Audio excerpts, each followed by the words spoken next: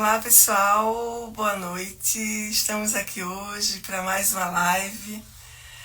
Nós estamos muito contentes porque hoje nós estamos lançando o programa do Psicólogo Dourado e para nós é um momento muito importante.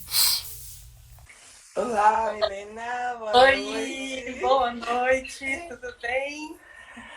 Tudo bem, Milena? É um prazer ter você aqui com a gente, né? Para a gente lançar hoje o programa do Psicólogo de Agenda Dourada, né?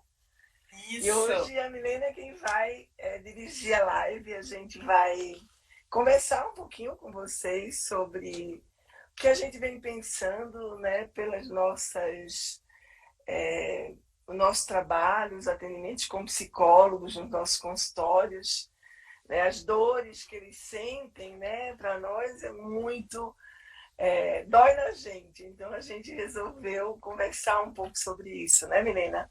Então é com você, Milena. opa, vamos lá.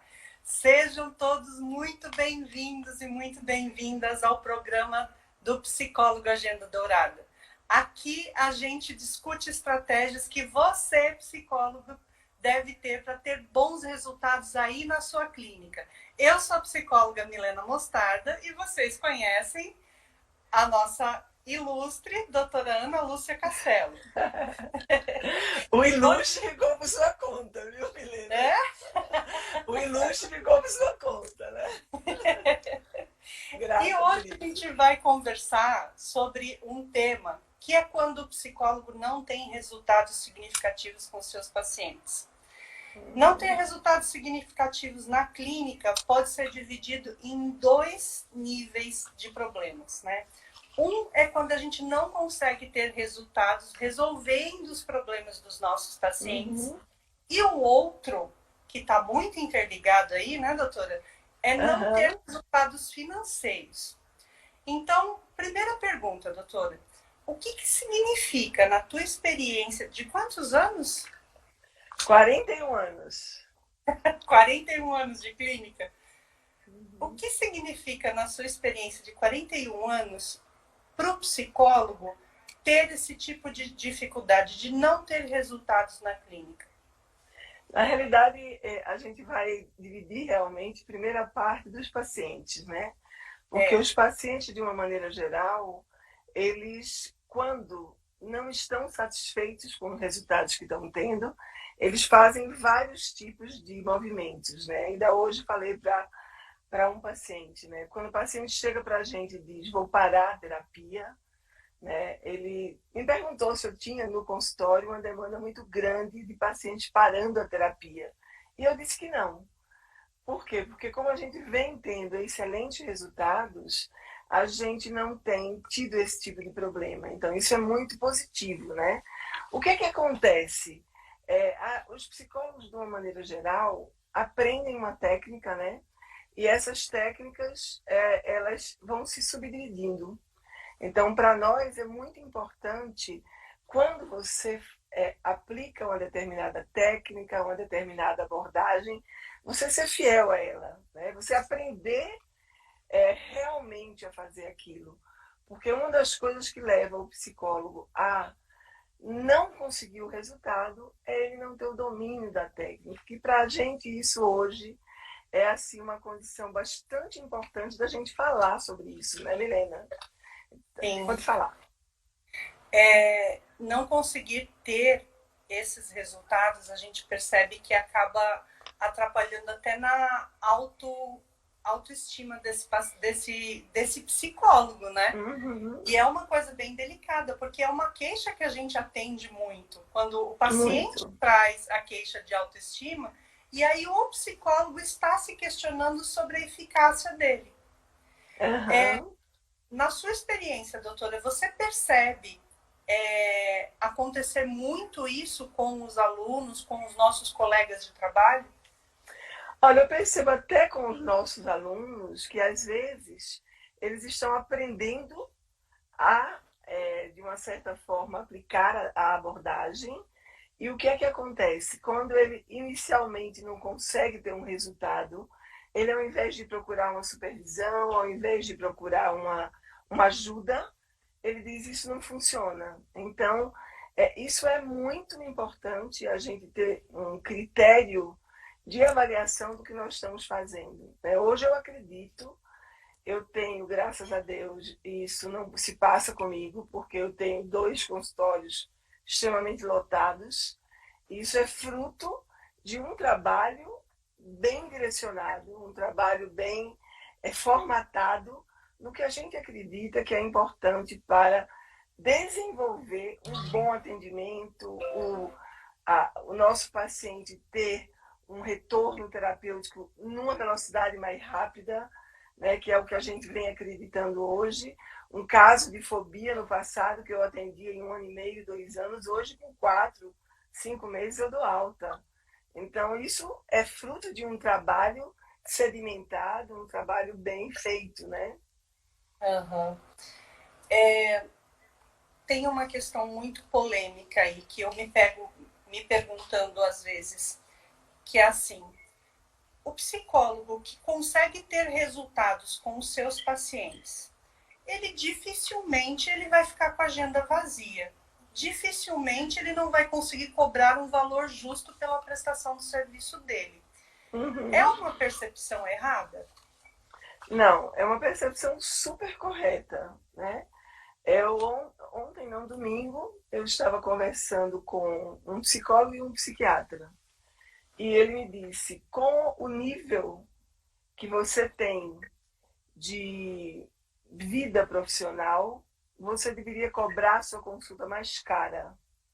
Eu me dou o direito de cobrar a consulta do jeito que eu acho que é justo, para que eu possa atender mais pessoas. A minha consulta não é barata, tá? Ele achava que eu devia duplicar o valor da minha consulta, porque eu sou doutora em psicologia e etc. E eu não acredito nisso, né? Eu acredito num trabalho onde você vai construindo, e eu não viso só o dinheiro na minha prática clínica, né? Eu viso um bom trabalho, que para mim isso é muito mais importante do que o dinheiro. O dinheiro é a consequência de um trabalho muito bem feito, né? Então, eu hoje não tenho problema de negociar. O meu preço é aquele que o paciente vai pagar. Então, eu faço um relatório judicial, por exemplo, gasto 8, 10 horas, eu cobro o meu preço e o paciente paga. Então, isso eu acho que é muito importante, sabe, Milena? Porque isso é fruto de uma construção, né? O que eu vejo nos meus supervisionandos muitas vezes é que eles começam a trabalhar e não têm um aparato suficientemente construído para ter uma tranquilidade de que vai fazer excelentes atendimentos. Então, construir isso eu acho que é o grande caminho. Tá? Uhum. E a gente vai falar um pouquinho aqui para vocês também a respeito de passos que a gente acredita que nós passamos na nossa carreira e que a gente vê na carreira de tantos outros colegas, que são passos que atacam diretamente esse problema dos resultados, né? Tanto do resultado com o paciente, quanto o resultado de ter a agenda cheia. E a clínica, ela não é somente atender, né? A gente adoraria que fosse só atendimento. Com certeza. Mas ela é bem maior, bem mais ampla que isso. Um dos primeiros passos que a gente precisa dar aí é dar visibilidade sobre o tratamento, o seu tratamento. Não adianta nada você ter domínio, você ter a técnica, você saber ali o que você está fazendo e as pessoas não terem acesso. O que você me diz um pouquinho sobre isso, doutora? Eu acho que a primeira coisa aqui, a gente não está falando de dar visibilidade, nós não estamos falando de propaganda, de fazer propaganda, né? Nós estamos falando de algo muito maior. É você mostrar o know-how que você tem trabalhando, né? Hoje eu atendi um médico que é meu paciente, ele falou para mim: Ana Lúcia, eu fiz 20 anos de terapia. Por que será que tudo isso que eu tenho aqui guardado dentro de mim, esse trauma tão grande que eu tenho, não foi solucionado em 20 anos de terapia?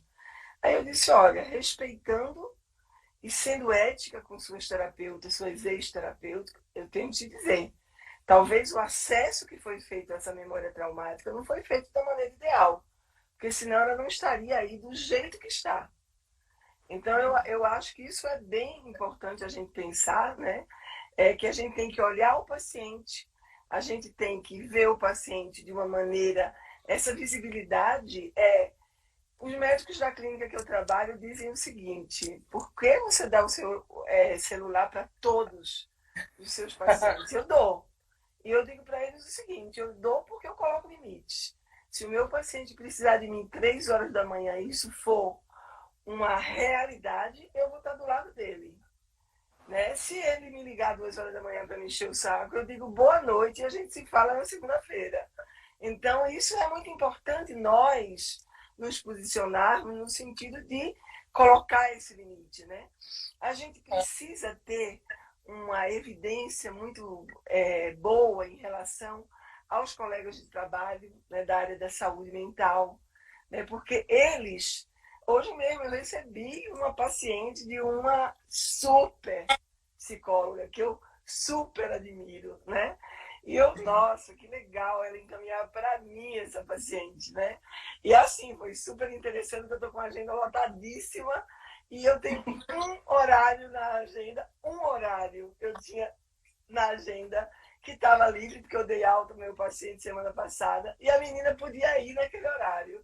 Então foi uma coisa muito legal, né? E eu fiquei super, assim, alegre porque o reconhecimento de um trabalho que vem sendo feito chegou, né? Quando uma psicóloga dá identidade profissional que essa psicóloga tem e manda uma paciente dizendo com a Ana Lúcia que você vai, eu fiquei extremamente lisonjeada, né? Então, eu acho que fazer esse meio de campo, né? Porque é muito importante os psicólogos irem até um psiquiatra conversar um pouco, irem até um neurologista. Eu tenho uma paciente que eu não faço o trabalho com ela, com a técnica que eu trabalho, porque o neurologista dela disse, não pode, porque a cirurgia que eu fiz nessa menina, a gente não pode mexer no cérebro dela. Então, eu te peço para não fazer nada que não seja verbal. Então, é muito importante a gente ter essa conversa para que a gente possa, de uma certa forma, fazer com que essas pessoas nos conheçam, né? Quantas palestras, quantas visitas eu fiz em escola, em igreja, em comunidades, para mostrar meu trabalho sem cobrar um tostão. Né? Nessas visitas que eu fazia às escolas, eu tinha conhecimento de pessoas que trabalhavam com os jovens, eu tinha conhecimento dos coordenadores, dos diretores da escola, e isso fazia com que daqui a 2, 3 semanas eu recebesse um encaminhamento. Então, e assim, não adianta você receber o encaminhamento e você não ter uma qualidade de trabalho, né? Porque os grandes fornecedores de pacientes são a escola, as instituições, os hospitais e as clínicas. E os nossos colegas psicólogos. Porque e não são só as clínicas psiquiátricas, né? Não, Helena, não são mesmo. Então, esse aparato, eu acho que essa visibilidade que você falou, ela é super importante porque é uma forma da gente se mostrar como profissional. Agora, o mais importante é você ter o retorno terapêutico. Quando você me encaminha um paciente, e o paciente, depois eu encontro com ele um dia tal, X, e o paciente me diz, obrigada, adorei aquela psicóloga, ela me ajudou muito, e eu estou muito bem. Então, isso faz uma diferença muito grande, né? Então, assim, eu normalmente encaminho os pacientes para os profissionais que eu tenho confiança, que eu sei que fazem supervisão, que eu sei que estudam, que eu sei que fazem uma série de coisas para serem bons profissionais, né? Um dos hábitos que eu acredito que resolve muito e o psicólogo aprende muito e dá visibilidade para o tratamento dele é quando ele pega o telefone ou ele sai da clínica dele e vai até o psiquiatra conversar sobre o paciente dele. Não tenho dúvida. Para o paciente, isso não tem preço. Né? Não tem Nossa, preço. A minha psicóloga está conversando com o meu psiquiatra e eles estão o tempo todo discutindo como é que tá, como é que não tá, como é que tá a medicação. E isso, do outro lado, pro psiquiatra, quando ele vê que o psicólogo entrou em contato, tem um domínio, tá ali conversando, é engajado, vai ser o primeiro profissional que ele vai se lembrar para indicar, né, para os pacientes dele. Isso é muito importante, mas para você fazer esse contato, você precisa ter domínio, né? Isso. Eu tenho muitas supervisionandas que me dizem assim, mas eu não sei o que falar com o psiquiatra, eu não sei o que falar com o médico.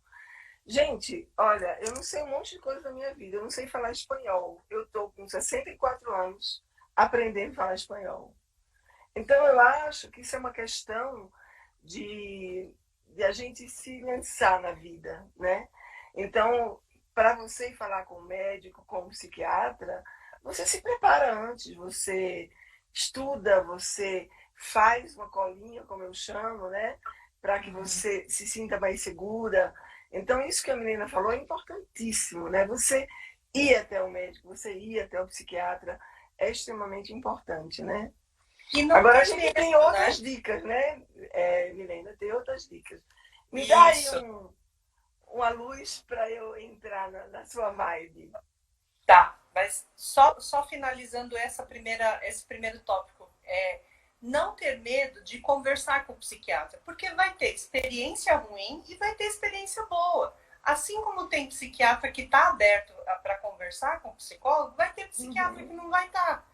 Mas é nesse exercício que você vai desenvolvendo a prática e vai sabendo ali, se a gente não tentar, a gente não consegue, né? Então é isso que isso é necessário.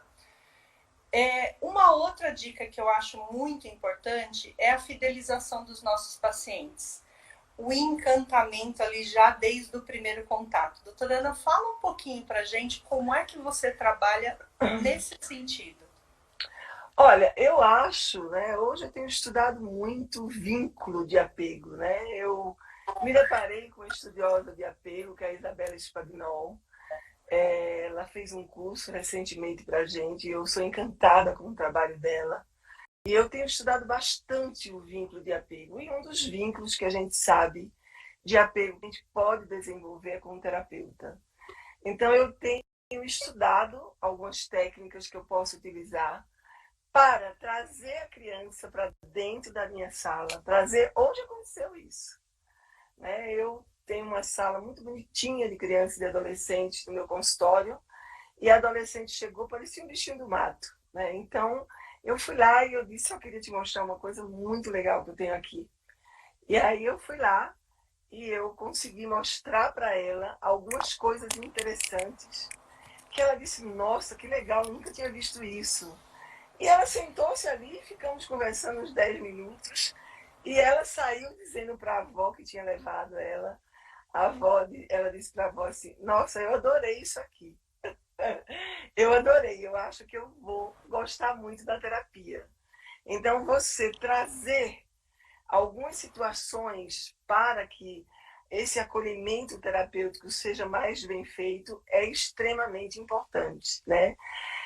É muito importante você ser uma pessoa acessível. Algumas pessoas me perguntam, com tanto trabalho que você faz, por que e como você consegue ser acessível?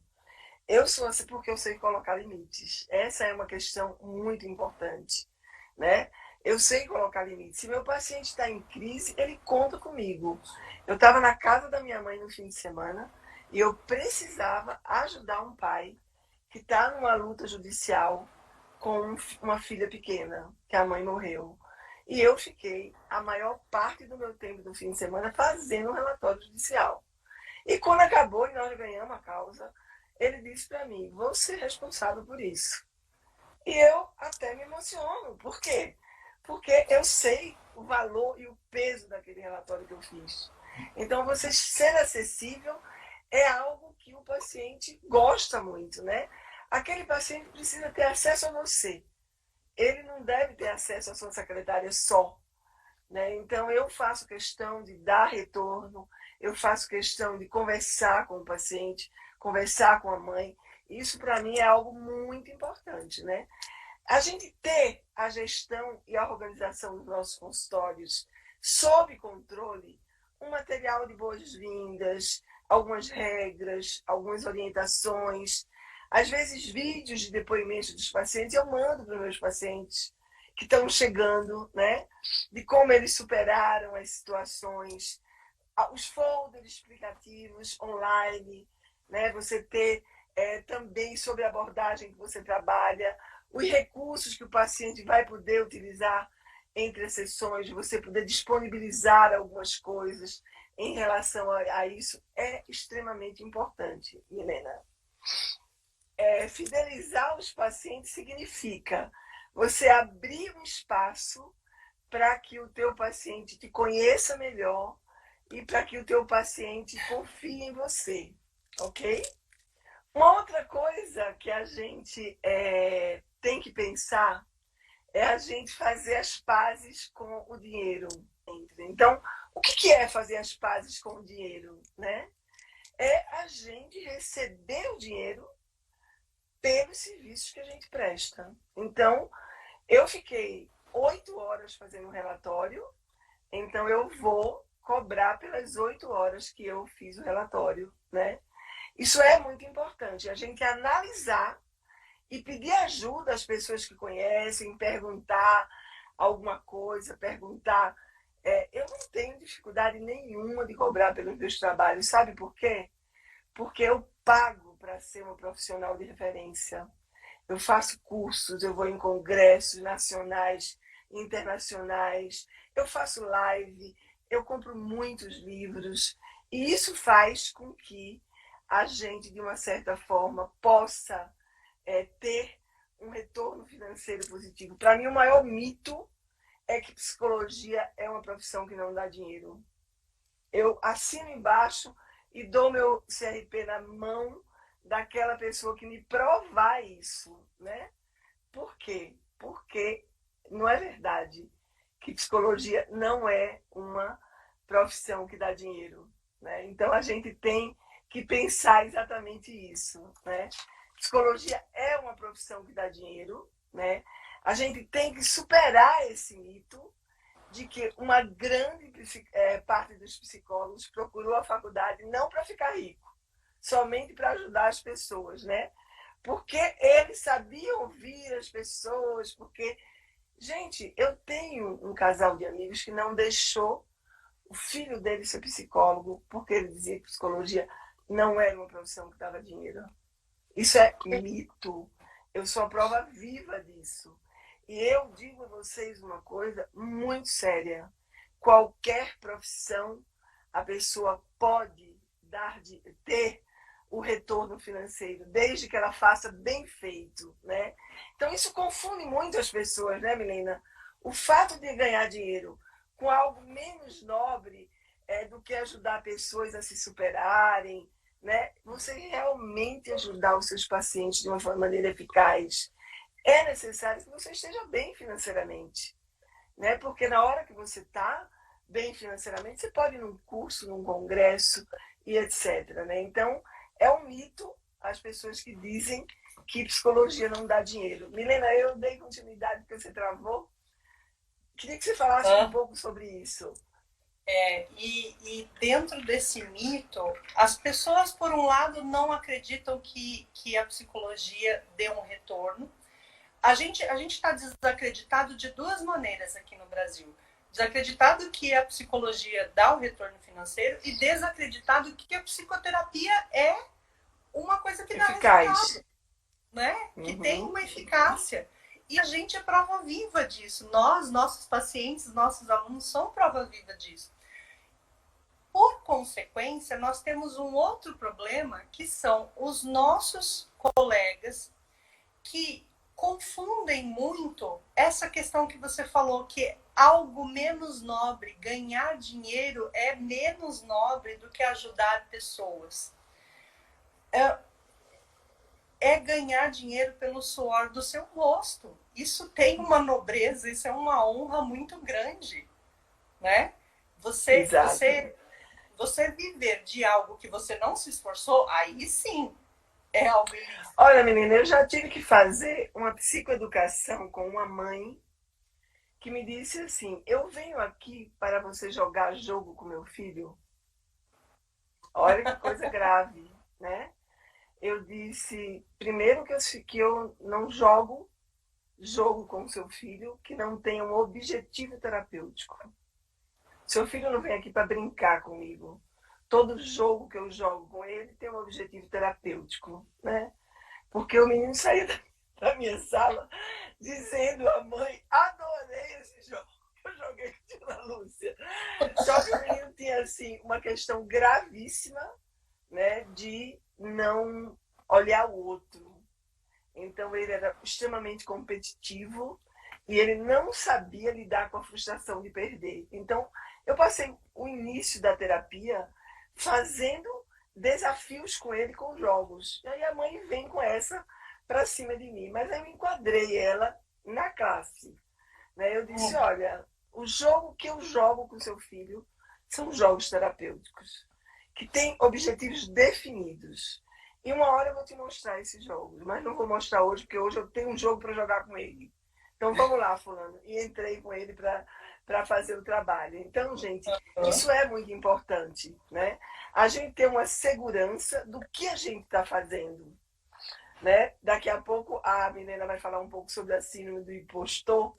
E eu gostaria demais de falar sobre isso. Bom, então vou falar sobre a quarta situação, é reduzir o sofrimento do paciente já na primeira sessão. Né? Nós trabalhamos com abordagem que traz para nós, né, um retorno terapêutico muito bom. Né? Não estamos te ouvindo, Mi. Tá bem ruim a conexão, tá? Tá muito ruim. Sai e entra de novo para ver se melhora. Então, a gente ofereceu atendimento com horário expandido ou um tratamento intensivo, como a gente pode oferecer. Tratamento intensivo é algo que nós podemos fazer, né? Eu já atendi várias vezes, um fim de semana inteiro, né? Um fim de semana inteiro, uma só pessoa. 8 sessões no fim de semana. Então, quando você está disponível, você pode fazer para reduzir o sofrimento daquela pessoa. Porque os pacientes em sofrimento, eles vêm com uma necessidade imensa de falar eles, né?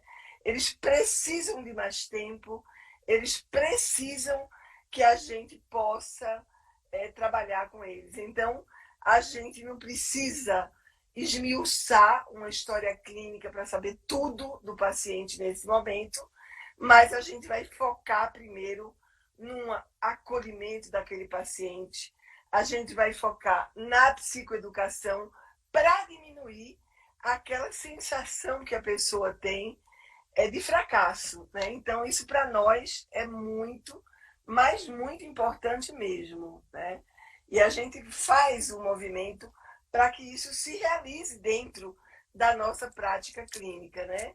Então, nas primeiras sessões, nesses trabalhos intensivos, a gente pode ensinar algumas técnicas, a gente pode aplicar técnicas de autorregulação para que o paciente aprenda a se beneficiar de uma maneira imediata. Então, para nós, isso é muito importante, a gente ter uma referência de que a gente tem como ajudar o nosso paciente a se livrar daquelas amarras angustiantes, daquela sensação de fracasso muito grande, né? Então, menina, eu estava falando um pouco quando a gente pode reduzir o sofrimento do paciente já na primeira sessão. Falei um pouco sobre a coisa do tratamento intensivo, da gente dar uma prioridade. Eu já desmarquei pacientes que estão bem para fazer atendimento de um paciente que está em sofrimento. Então, essa disponibilidade do psicólogo é extremamente importante, tá? Noemi, pode falar. Você, ali naquele momento que ele está precisando, você não querer ficar esmiuçando a história clínica, você apostar na autorregulação, dele conseguir diminuir aquela sensação de fracasso dele, aquela culpa, aquela ansiedade. Então, investir aí, já nas primeiras sessões, na redução. Voltou-me. Então, eu acho que uma das coisas assim que a gente precisa olhar muito para a importância do psicólogo. A doutora falou da importância de fazer supervisão, de fazer atualizações, né? Mas existe uma questão aí que é fazer a terapia, né? O psicólogo estar em dia com a terapia dele.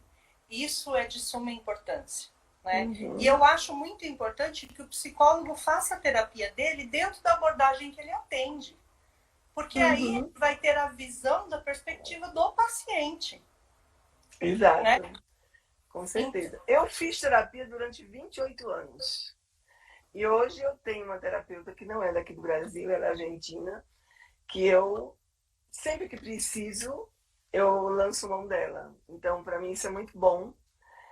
Na abordagem que eu trabalho, isso que a Milena falou é extremamente importante, porque quando você passa pelo processo terapêutico, né, o meu paciente médico hoje disse assim, eu não tenho certeza se esse trauma que eu tenho, ele vai embora algum dia. Eu digo, não, ele não vai embora.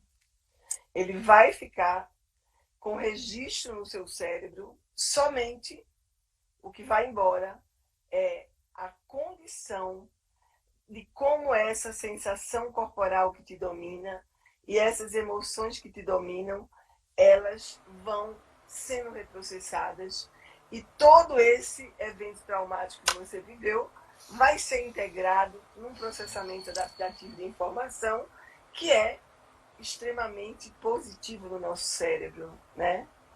E aí ele disse, Ana Lúcia, você tem certeza? Ele é médico. Você tem certeza disso? Eu disse, te dou o meu CRP. Aí ele disse assim, como assim? Aí eu disse, olha, eu nunca, em 17 anos, trabalhando com essa abordagem, eu nunca tive um caso de um paciente que não fez o reprocessamento das experiências traumáticas. Então, isso é muito, muito bom. Alguns em tempo recorde. 1, 2, 3 sessões. Outros em tempo muito mais longo. Devido à natureza do trauma que a pessoa vive. Então, nós, como terapeutas, temos que saber enxergar isso, né? Saber conceitualizar, saber... Não, eu não posso ter pressa. Gente, eu sou uma pessoa hiperativa de nascença. Eu dava chute na barriga da minha mãe, assim, sem parar. Eu desenvolvi a capacidade de ter paciência para trabalhar com os meus pacientes. A mais dura realidade é a seguinte, né? É a gente encarar a realidade de que você não está resolvendo o problema do seu cliente.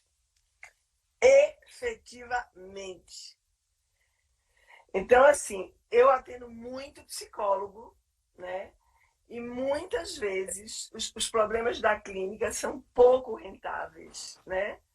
Então, esses problemas se dão por 3 motivos. A mais dura realidade é a gente encarar isso, né? Muitos psicólogos, eles dizem, não sei o que fazer com isso, né? Eu estudo, eu faço milhões de cursos. Ó, primeiro aspecto a gente considerar é o domínio da técnica. Psicólogo que não domina a abordagem que ele trabalha, esse psicólogo não vai ter bons resultados. Não vai ter bons resultados. Isso eu asseguro a vocês, tá? Tem uma coisa que é muito importante, né? O que acontece? O psicólogo que não domina a técnica, a abordagem que ele trabalha, o que acontece? Quando ele vai trabalhar, quando ele vai atender o paciente, ele não tem uma forma de trabalho mais funcional. Pode falar, Milena. Oi. Eu até me perdi aqui. Que parte que você está falando? Nós estamos falando agora, menina, do que é mais grave, que é a maior e mais dura realidade de todas, né? Você já contou para eles? Aí eu contei que a primeira delas é o psicólogo não dominar a técnica. Porque o psicólogo não dominando a abordagem, ele não consegue ter bons resultados. E olha, eu tenho uma colega que ela já fez curso de tudo que vocês podem imaginar.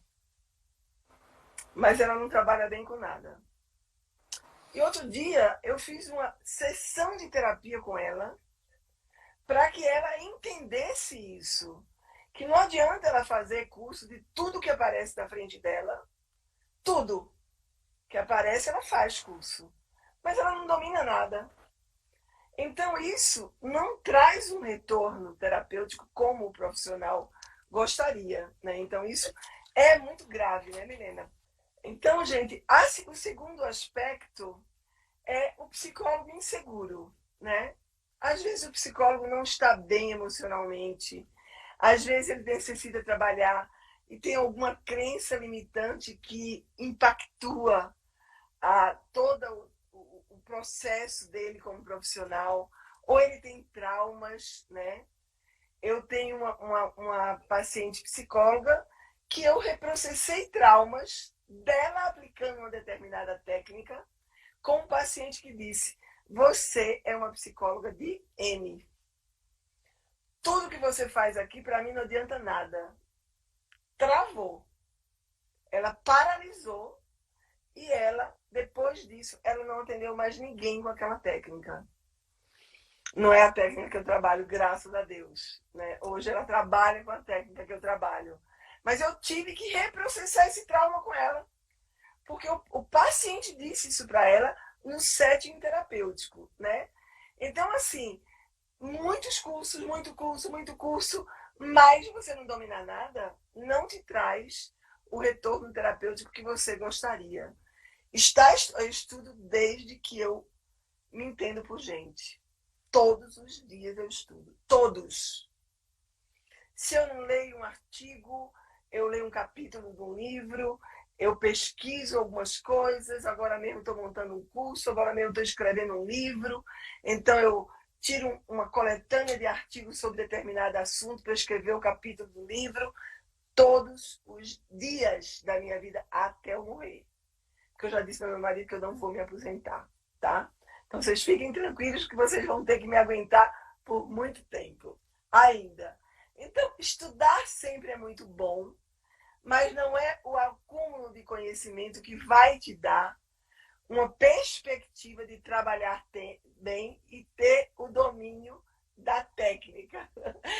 Ô, Tatiana, a Tatiana está me perguntando quantas horas tem o meu dia. 24. E eu durmo 6 horas por noite, tá? Hoje eu trabalhei 14 horas, então foi muito bom. O meu dia hoje foi muito bom.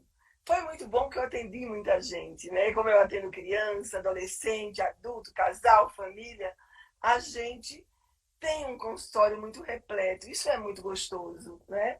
Hoje eu atendi um casal de pais que me disse: nós estamos aqui, doutora, com um único objetivo, de ser o melhor pai e a melhor mãe que nós pudermos ser, a senhora nos orientando. Olha que coisa linda, né? Eu fico encantada com uma coisa dessa.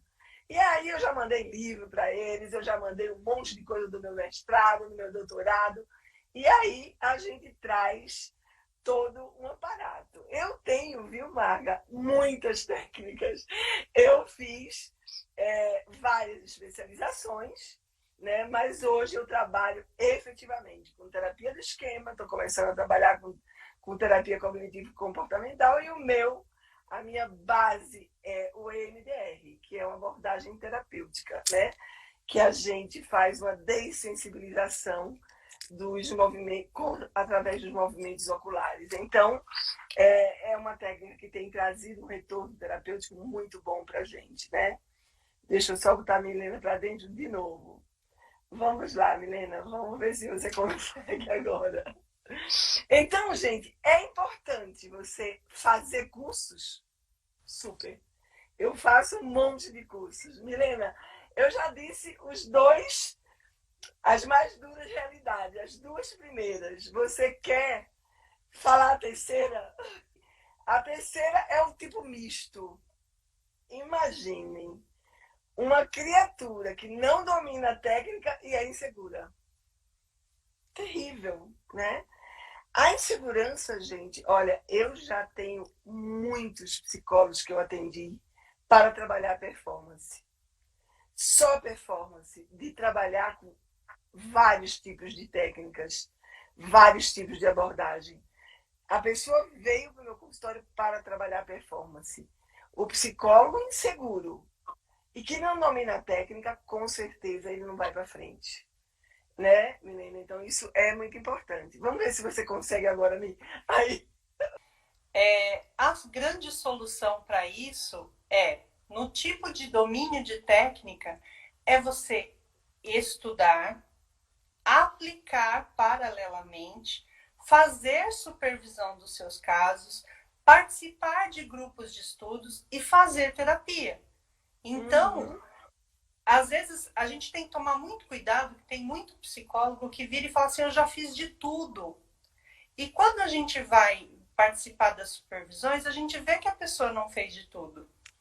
A gente vê que faltou muita coisa. Então, quando você faz tudo isso paralelo e você ainda aproveita a supervisão de alguém que tem mais expertise que você, que tem mais experiência que você, isso acaba evoluindo de uma maneira muito grande. Você acaba dando valor para o seu atendimento. E o paciente sente segurança nisso, né? E o outro tipo, né, é o psicólogo inseguro e misto, que eu falei antes, né? De procurar psicoterapia e até procurar psiquiatria. Porque muitas vezes a pessoa pode ter algum tipo de trauma muito grave, que desenvolveu um TEPT, um transtorno de ansiedade muito grande, em função de N coisas que viveu. Né? Eu estou com um caso agora, tratando uma psicóloga, que ela tem um problema gravíssimo de ansiedade por causa de uma queda de cavalo que ela levou quando tinha 12 anos. Então, vocês podem imaginar o que essa moça viveu. E quando ela vai trabalhar os traumas dos pacientes dela, ela entra no emaranhado das emoções do paciente, porque ela traz à tona, trazia, porque nós já estamos trabalhando isso. Então, isso é muito importante, né, Milena? Uhum. Eu não sei se cortou, mas a hora que eu estava falando do psicólogo pula-pula, que é o psicólogo que fica aprendendo um monte de cursos, que fica fazendo um monte de especialização e não aprofunda em nada.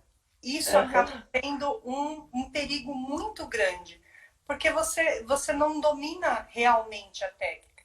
Então, a partir de hoje, a gente quer trazer para vocês informações para você conseguir identificar por que você, psicólogo, não está conseguindo atingir os teus objetivos com os teus pacientes, por que a tua agenda não está lotando. E uma das coisas que a gente precisa atentar é assim, você está usando abordagens e técnicas que elas só explicam o problema para o paciente, que elas só localizam a origem, elas só tocam. Algumas terapias a gente atende de vez em quando isso, né, Ana? Pacientes que vêm onde eles tiveram os traumas deles ativados e o psicólogo, o terapeuta, ele não soube o que fazer com aquilo. Observe se você está com esse tipo de trabalho, né? Porque o trabalho, além do paciente, muito mais do que entender a origem, a explicação dos problemas, eu sou assim porque eu tive lá atrás problemas assim, é ele resolver isso no presente dele, no aqui e agora dele. Então, gente, se atualize, já existem técnicas, já existem abordagens aí que trazem o alívio, que trazem... Tem uma pergunta aqui que eu gostaria de Ana, responder. eu vou deixar com você, porque a Ana, internet aqui dúvida. está me eu tenho desafiando uma paciente mesmo. grave que sumiu. Acabei entrando em contato com ela, pois fiquei preocupada. Isso é ético? Você recomenda isso? Olha, gente, eu acho que antiético é a gente não se preocupar com o paciente. Se isso tivesse acontecido comigo, eu ia até a casa dela. Né? Eu ligaria, eu mandaria mensagem, eu ia até a casa dela para ver o que está acontecendo. Se é uma paciente muito grave, ela pode ter tentado suicídio e você não ter sabido. Então, eu não acho isso antiético. Quem achar, eu respeito, mas eu iria até a casa dela. Ver o que aconteceu. Se ela me disser, ah, não, doutor, eu não quero mais fazer terapia, aí eu me tranquilizaria. Mas se é uma paciente grave, que eu estou acompanhando, e ela some, ela pode até ter tentado suicídio. Eu já tive um caso igualzinho, e eu fui até a casa dela. Sabe onde ela estava? No hospital. Tinha tentado suicídio. E aí eu fui para o hospital para visitá-la e ela retomou a terapia depois que saiu do hospital. Né? Essa moça hoje está muito bem e essa moça hoje mora fora do Brasil, fazendo um curso de especialização, está muito bem. Mas usar apenas abordagens e técnicas que apenas explicam, como a Milena falou, a gente precisa mudar a nossa cabeça em relação a isso. A gente tem que localizar a origem das situações que estão incomodando o paciente, a gente tem que entender, a gente tem que psicoeducar o paciente sobre aquilo que ele está sentindo. Né? Quando meu paciente diz, ah, Lúcia, eu sou um médico, eu tenho uma vida muito boa na medicina, eu sou bem empregado, eu ganho bastante dinheiro, eu tenho uma família, por que, que eu sinto isso depois de 20 anos de terapia? Né? Ele está comigo há 4 meses, mas ele fez 20 anos de terapia. Aí a gente tem que dizer, pode ser que a escolha da abordagem ou da técnica que ele foi fazer terapia não tenha sido a mais eficaz. Então, essa coisa da gente se atualizar, essa coisa da gente saber que existe outras técnicas que podem propiciar um alívio, uma cura na pessoa, dentro de um esquema assim, mais rápido de terapia, isso acontece, né? Se a paciente mora nos Estados Unidos, Tatiana, eu sinceramente tentaria encontrar alguém da família dela para saber o que está acontecendo, né? Porque você é terapeuta dela, né? Então, se você tem contato, gente, eu quando atendo pacientes graves, eu não atendo sem ter um contato familiar, por hipótese nenhuma. Eu sei o nome do médico, eu sei o nome do pai, da mãe, do marido, eu coloco na ficha do paciente. Então, isso me dá uma tranquilidade muito grande, né? Porque você fazendo isso, você sabe exatamente aonde você está pisando, né? Então, foi muito bom você ter entrado em contato, porque isso é ético, né? A falta de ética, ela existe quando a gente não se preocupa com o paciente. Quando a gente se preocupa com o paciente, não existe isso. Né? Eu tive um caso de uma paciente minha que ela me ligou às 3 horas da manhã, ela morava em Campinas, que é 1h15 daqui de São Paulo, e ela me disse, Ana Lúcia, pelo amor de Deus, me ajude. 3 horas da manhã. O que aconteceu? Ana Lúcia, o meu irmão, está pendurado uma corda no meio da sala de casa e as filhas dele, agarradas no pé dele, e eu não sei o que fazer. Eu disse, tira as crianças do pé dele e eu chego já já aí. Uma hora que eu fui trem-bala até Campinas e eu passei 2 dias com essa minha paciente para poder dar um apoio à família. Isso é antiético? Não, isso é ético. O ético é você cumprir o que você prometeu dentro do esquema onde você tem um código de ética muito bonito que tem a psicologia. Né? Eu tenho um código de ética da psicologia. Eu sugiro vocês todos terem, né? Para que a gente saiba o que a gente está fazendo. Né? O antiético é você não ter, por hipótese nenhuma, empatia com o seu paciente, você não ter uma consideração com o seu paciente, você só atender o paciente se ele te pagar aquilo que você... Eu não tenho isso não, gente. Eu sou capaz... Eu tenho muitos pacientes sociais. Tem. Sabe por quê? Porque eu acredito na lei do retorno. Eu acredito na lei do retorno. Quanto mais eu dou, mais eu recebo. Graças a Deus, né? Então isso é muito importante para que a gente possa dizer a vocês que existem todas essas situações que a gente falou. E hoje a gente está iniciando esse programa do Psicólogo de Agenda Dourada com a intenção de ajudar todos vocês e as outras pessoas que vão estar assistindo esse vídeo, né, com o objetivo de ter melhores resultados em sua clínica. Porque quando o psicólogo não tem resultados significativos com os seus pacientes, ele começa a fazer coisas extremamente difíceis para ele, a desenvolver crenças negativas sobre ele mesmo, né? A desenvolver a síndrome do impostor, né? O que é a síndrome do impostor? A síndrome do impostor é uma desordem psicológica, né? Que é caracterizada pela tendência que as pessoas têm a se auto-sabotar. Muitos psicólogos fazem isso. Não vou atender mais porque eu não dou conta disso. Eu sou uma fraude. Outro dia uma psicóloga falou essa palavra para mim, eu sou uma fraude, Ana Lúcia. Eu não sei o que fazer com o meu paciente. O psicólogo que não sabe o que fazer com o paciente não está seguindo o caminho correto. Ele não está fazendo aquilo que é devido para ele ter uma boa performance dentro da área da psicologia. Por isso que a gente traz de uma maneira muito categorizada, né? Qual é a solução para tudo isso?